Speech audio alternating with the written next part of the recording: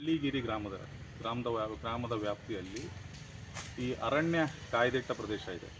Survey number 22ರಲ್ಲಿ ಸುಮಾರು 57 ಎಕರೆ ಭೂಮಿ ಇತ್ತು. ಅಲ್ಲಿ ಒಬ್ಬರ ಶಾಸಕರೊಬ್ಬರು ಅದಕ್ಕೆ ಹತ್ತಿರುವಂತಹ ಜಮೀನನ್ನು ಡಾಕ್ಯುಮೆಂಟನ್ನು ಮಾಡ್ಕೊಂಡಿದ್ದಾರೆ ಅನ್ನೋಂಥ ಮಾಹಿತಿ ಇದೆ. ಅವರು ಆ ಒಂದು ರಸ್ತೆ ಅಂದ್ರೆ ಕೇಳಿದ್ರೆ ಆ ಕಾಯ್ದಿಟ್ಟ ಅರಣ್ಯದೊಳಗಡೆ ರೈತರಿಗೆ ಚಕ್ಕಡಿ ಹೋಗಾಕಂತ ಒಂದು ಸಣ್ಣ ರಸ್ತೆ ಇತ್ತದು.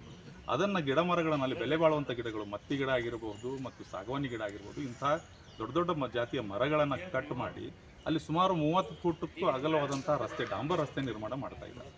ನಾನು ಈಗ ಮುಖ್ಯ ಅರಣ್ಯ ಸಂರಕ್ಷಣಾಧಿಕಾರಿಗಳಿಗೆ ಬಂದು ನಾನು ಒಂದು ದೂರನ್ನು ಕೊಟ್ಟಿದ್ದೀನಿ. ಯಾರೇ ಆಗಿರಲಿ, ಎಷ್ಟೇ ಪ್ರಭಾವಿಗಳಾಗಿರಲಿ, ಕಾನೂನು ಎಲ್ರಿಗೂ ಒಂದೇ.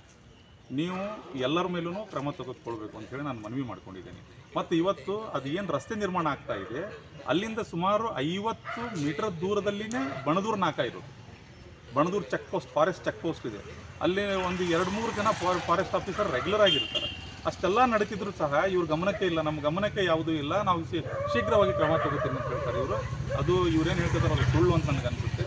ಇದರಲ್ಲಿ ಫಾರೆಸ್ಟಿನ ಹಿರಿಯ ಅಧಿಕಾರಿಗಳು, ಏನು ಅರಣ್ಯ ಇಲಾಖೆ ಹಿರಿಯ ಅಧಿಕಾರಿಗಳು, ಈ ತಾಲೂಕಾ ಮಟ್ಟದಲ್ಲಿರುವಂಥವ್ರು ಮತ್ತು ಜಿಲ್ಲಾ ಮಟ್ಟದಲ್ಲಿರುವಂಥ ಅಧಿಕಾರಿಗಳು ಕೂಡ ಶಾಮೀಲಾಗಿದ್ದಾರೆ. ಏನು ಇವತ್ತು ಬೆಲೆ ಬಾಳುವ ಮರಗಳನ್ನು ಕಡಿದಿದ್ದಾರೆ, ಅರಣ್ಯವನ್ನು ಹಾಳು ಮಾಡಿದ್ದಾರೆ, ಇವರು ಎಲ್ಲರ ಮೇಲೂ ಕ್ರಮ ಆಗಬೇಕಂತ ನಾನು ಯಾರು ಶಾಸಕರು ಅನ್ನೋದ್ರ ಬಗ್ಗೆ 2-3 ದಿವಸದಲ್ಲಿ ದಾಖಲೆಗಳನ್ನು ಬಿಡುಗಡೆ ಮಾಡ್ತೀನಿ. ಲ್ಯಾಂಡ್ ಖರೀದಿ ಮಾಡ್ಕೊಂಡಿದ್ದಾರೆ, ಏನು ಮಾಡ್ಬೇಕಂತ ಮಾಡ್ಕೊಂಡಿದ್ದಾರೆ ಅದೇನು ಗೊತ್ತಿಲ್ಲ ನಮಗೆ.